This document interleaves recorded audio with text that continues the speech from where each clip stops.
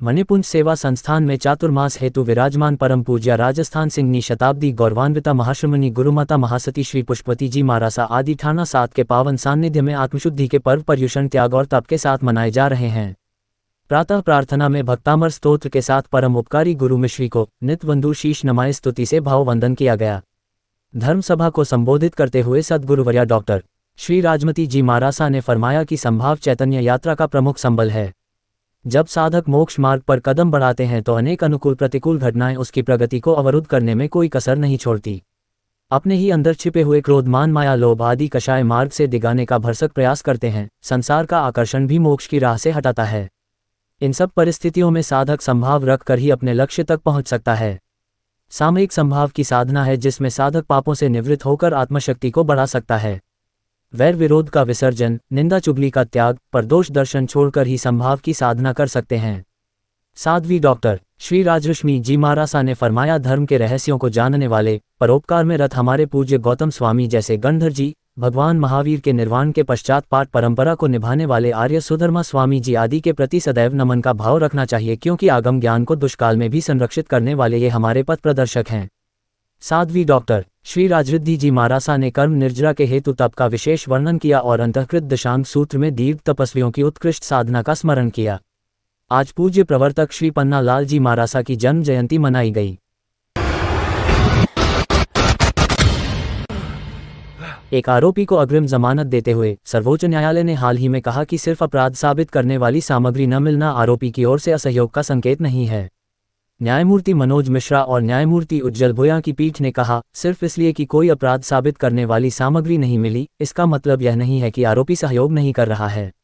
न्यायालय एक ऐसे मामले पर विचार कर रहा था जिसमें अपीलकर्ता आरोपी को एक सह आरोपी के इकबालिया बयान के आधार पर आरोपित किया गया था, जिससे बरामदगी की गई थी।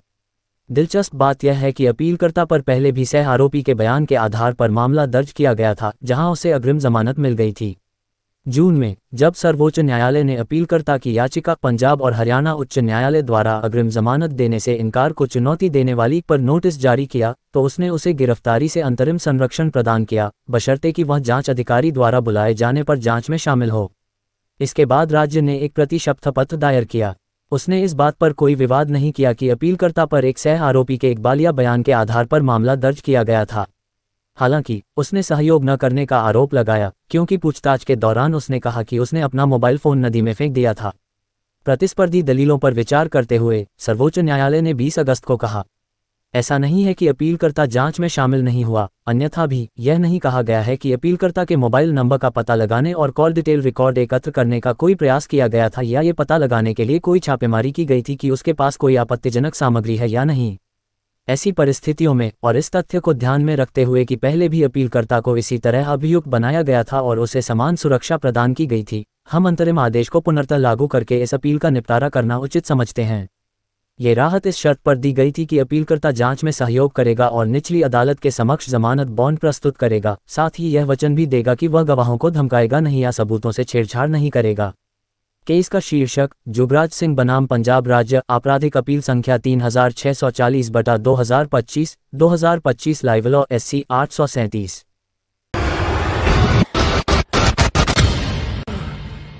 महर्षि दयानंद सरस्वती विश्वविद्यालय अजमेर के योग एवं मानवीय चेतना विभाग द्वारा आयोजित अखंड भारत दिवस के अवसर पर आयोजित कार्यक्रम में शिक्षाविद श्री हनुमान सिंह राठौड़ ने भारत के गौरवशाली इतिहास, अखंड भारत की संकल्पना एवं भारतीय संस्कृति के वैश्विक प्रभाव पर महत्वपूर्ण विचार व्यक्त किए। उन्होंने तक्षशिला, नालंदा जैसे प्राचीन विश्वविद्यालयों से लेकर विश्वव्यापी भारतीय संस्कृति के ज्ञान एवं सदाचार से मानवता को मार्गदर्शन देने पर जोर दिया। श्री राठौड़ ने स्पष्ट किया कि भारतीय सभ्यता की नींव केवल भूगोल नहीं, बल्कि एक साझा सांस्कृतिक, आध्यात्मिक और वैचारिक चेतना है। उन्होंने कहा कि 14 अगस्त को अखंड भारत दिवस मनाने का उद्देश्य उस विभाजन की दुखद स्मृति के साथ साथ सांस्कृतिक एकात्मता को पुनः स्थापित करना है। बार बार आक्रमणों एवं विभाजनकारी षड्यंत्रों के बावजूद भारतीय संस्कृति ने हमेशा आत्मसात करते हुए विविध संस्कृतियों को समाहित किया है। स्वामी विवेकानंद के आदर्शों का उल्लेख करते हुए उन्होंने कहा कि हमें भारत को माता मानना, उसकी भूमि को तीर्थ समझना, गौरवशाली इतिहास पर गर्व करना और कर्मयोगी बनकर राष्ट्र निर्माण में योगदान देना चाहिए। वर्तमान में भारत आर्थिक, सामरिक और ज्ञान के क्षेत्र में पुनः उन्नति कर रहा है, जो विश्व के लिए प्रेरणा स्रोत है। उन्होंने उपस्थित विद्यार्थियों को ये संदेश दिया कि अखंड भारत दिवस अतीत की स्मृति मात्र नहीं, बल्कि भविष्य के लिए साझा प्रतिज्ञा है, जिसमें युवाओं को भारत को जानने, मानने, बनाने और उसकी सेवा करने का दायित्व निभाना होगा। इस अवसर पर विश्वविद्यालय के माननीय कुलगुरु प्रोफेसर सुरेश कुमार अग्रवाल ने अखंड भारत को मात्र भौगोलिक मानचित्र न मानकर एक चिरंतन सांस्कृतिक संकल्पना बताया। उन्होंने कहा कि भारत की अखंडता का आधार उसकी सांस्कृतिक एकता एवं मूल्य हैं जो सीमाएं पार कर पूरे उपमहाद्वीप और उससे बाहर भी विद्यमान हैं।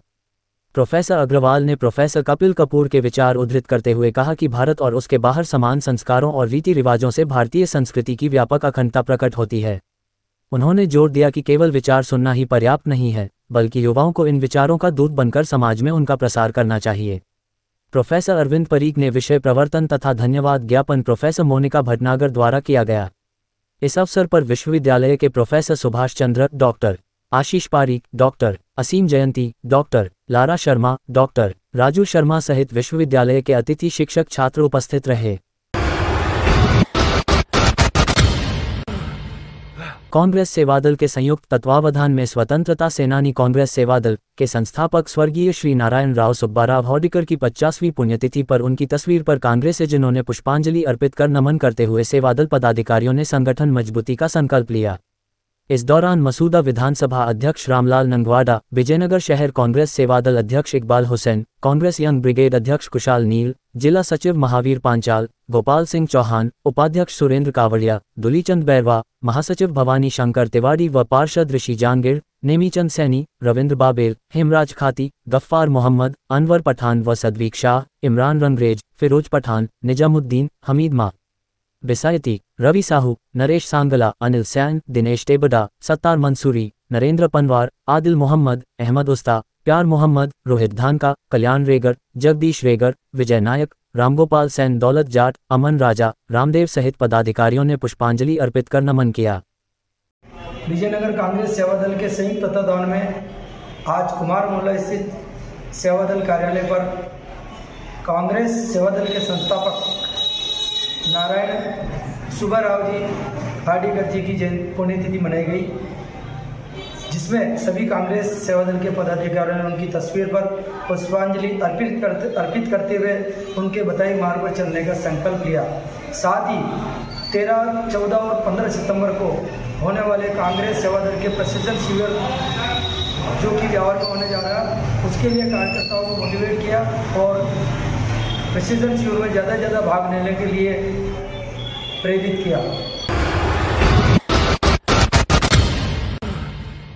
नागोला में बैरवा समाज द्वारा बाबा रामदेव की भव्य शोभायात्रा निकाली गई, जिसमें बड़ी संख्या में श्रद्धालु सम्मिलित हुए। रामसा पीर की बिंदोरी शाम को निकाली गई, जिसमें श्रद्धालु बाबा रामदेव जी की ज्योत लेकर उत्साहपूर्वक बाबा के जयकारे लगाते हुए चल रहे थे। बिंदोरी में नागोला के पूर्व व्याख्याता रामगोपाल बेरवा एवं नागोला के ही हेमराज बैरवा, मोहन बेरवा, सुखदेव बेरवा, कैलाश बेरवा, लाला बेरवा, रामदेव बेरवा, शिवराज बेरवा, वार्ड पंच रामधन बेरवा सहित बड़ी संख्या में श्रद्धालु सम्मिलित हुए। सभी ने रामसा पीर से अमन, चैन, सुख, शांति की कामना की। शोभायात्रा बड़े धूमधाम से उत्साहपूर्वक गांव नागोला के विभिन्न मोहल्ला से बाबा के जयकारे के साथ निकाली गई। रामसा पीर के मंदिर को विभिन्न रंग बिरंगी रोशनियों से भव्य एवं आकर्षक रूप से सजाया गया।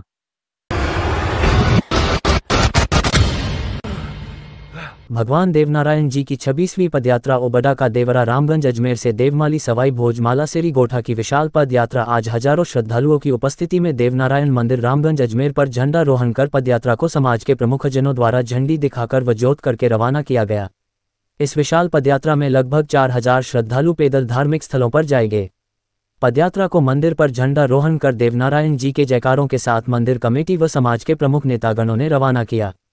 पदयात्रा को झंडी दिखाकर समाज के देवनारायण बोर्ड के अध्यक्ष ओम प्रकाश भडाना, समाज के वरिष्ठ नेता प्रदेश गुर्जर महासभा के उपाध्यक्ष हरिसिंह गुर्जर, समाज सेवी संग्राम सिंह गुर्जर, मंदिर कमेटी के अध्यक्ष हरचंद हाकला, कांग्रेस नेता शिव प्रकाश गुर्जर, पार्षद नौरत गुर्जर, पूसा नेता राजू गर्ग, महेश हाकला, भगवान पोसवाल, भंवर लाल चोपड़ा, ललित चोपड़ा, मांगी लाल खटाना, दीपक गर्ग, नीबाराम गर्ग, अवधेश पारीक, हेमाराम व मंदिर के पुजारी गोविंद राम ने समस्त देवभक्तों को झंडी दिखाकर रवाना किया। रास्ते पर जगह जगह श्रद्धालुओं के लिए समाज के लोगों ने पानी, फल, नाश्ते की व्यवस्था की जा चुकी है। एडवोकेट हरिसिंह गुर्जर ने बताया कि यह पदयात्रा काफी वर्षों से चलती आ रही है, जिसका संयोजन समाजसेवी संग्राम सिंह गुर्जर व उनकी कमेटी द्वारा किया जाता है।